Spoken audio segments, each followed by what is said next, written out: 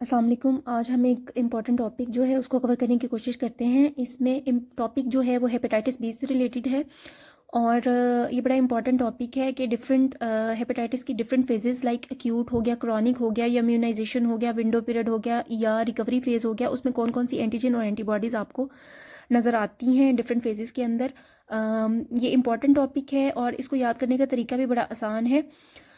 सबसे पहले तो हम कुछ चीज़ें जो है वो याद रख लेते हैं कि हमारे पास जो एंटीजन होती हैं, एंटीजन और एंटीबॉडीज़, हमारे पास 3 तरह की एंटीजन होती हैं और 3 तरह की एंटीबॉडीज़ होती हैं। ठीक है, अब हमारे पास एंटीजन जो है वो कौन कौन सी हो सकती है?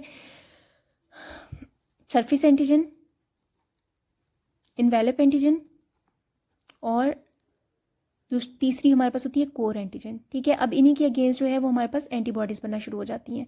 ठीक है, अब कोई भी चीज़ जब अक्यूट होती है जिसका लॉन्गिटिविटी पीरियड जो होता है वो लेस देन 6 मंथ्स होता है तो वो अक्यूट कंडीशन होती है। अगर लॉन्गिटिविटी उसकी हेपेटाइटिस की 6 मंथ से ज़्यादा हो जाती है तो उसको हम क्रोनिक हेपेटाइटिस बोलते हैं। अच्छा, अब इसको याद करने का एक बड़ा ही ईजी सा निमोनिक है सीमा। ठीक है, अब सीमा में जो है ये रिप्रेजेंट कर रहा है अक्यूट कंडीशन को। ठीक है, अक्यूट ये वर्ड ए फॉर अक्यूट ये इसको रिप्रेजेंट कर रहा है। अब बाकी आपने देख लेना है कि SEMA क्या क्या चीज़ें होती हैं। अब ये अक्यूट कंडीशन है तो हमारे पास पहले क्या होगी, हमारे पास जो है वो एंटीजन पहले होंगी। ठीक है, अब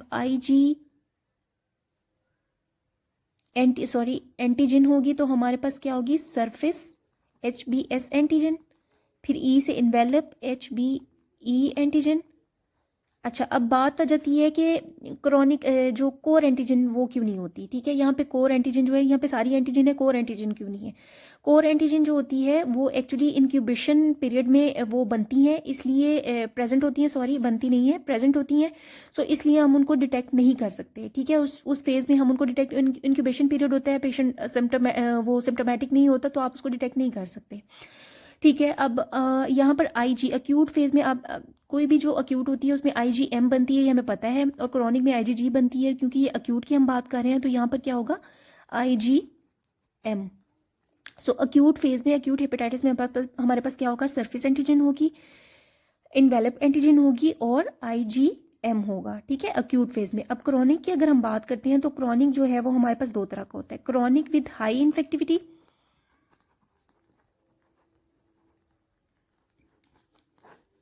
सेकंड होता है क्रॉनिक विद लो इन्फेक्टिविटी। अब आपने क्या करना है, सेम चीज़ों को, सीमा को उठाना है। ठीक है, सीमा वाले जो दो चीज़ें हैं इनको उठाना है और आपने आके हाई इन्फेक्टिविटी के साथ उसको वैसे ही फिट कर देना है। HBS एंटीजन हो गया, HBE एंटीजन हो गया। अब क्योंकि ये क्रॉनिक है तो IgM तो नहीं हो सकती, तो हमारे पास क्या होगा, IgG। ठीक है, नेक्स्ट हमारे पास आ जाता है क्रॉनिक विथ लो इन्फेक्टिविटी। अब क्रॉनिक विद लो इन्फेक्टिविटी है तो यहाँ पे एंटीबॉडीज ज़्यादा बनना शुरू हो गई हैं। आपने क्या करना है, इस निमोनिक उसी तरह उसी सीक्वेंस को ही आप याद करते, जो HBS एंटीजन, अब लो इन्फेक्टिविटी है तो एंटीबॉडीज ज़्यादा होना शुरू हो गई हैं। तो यहाँ पे क्या होगा कि जो इन्वेलप एंटीजन थी उसके अगेंस्ट, इन्वेलप के अगेंस्ट एंटीबॉडीज बनना शुरू हो गई हैं, तो एंटीबॉडीज टू इन्वेलप। ठीक है, ये एंटीबॉडीज ई एंटीबॉडीज बनना शुरू हो गई हैं, एनवेलप के अगेंस्ट एंटीबॉडीज बनना शुरू हो गई हैं। तो यहाँ पर हाई इन्फेक्टिविटी में यहाँ पे HBE एंटीजन थी और यहाँ पे क्या है, एंटीबॉडीज टू इन्वेलप डेवलप हो गई है और IgG एज सच वैसे ही आ जाएगा। अच्छा जी, नेक्स्ट हमारे पास आ जाती है कुछ कंडीशन, जैसे कि किसी की रिसेंटली इम्यूनाइजेशन हुई हो या जो है विंडो पीरियड में या रिकवरी फेज में कौन कौन सी चीज़ कैसे प्रेजेंट हो सकती है। तो इसका निमोनिक याद रखने के लिए, आपने एक निमोनिक बना लेना है, IM रिसेंटली विडो या IM विडो रिसेंटली, जिस तरह से भी आपको सूटेबल लगता है। आपने IM से इम्यूनाइजेशन कर लेना है।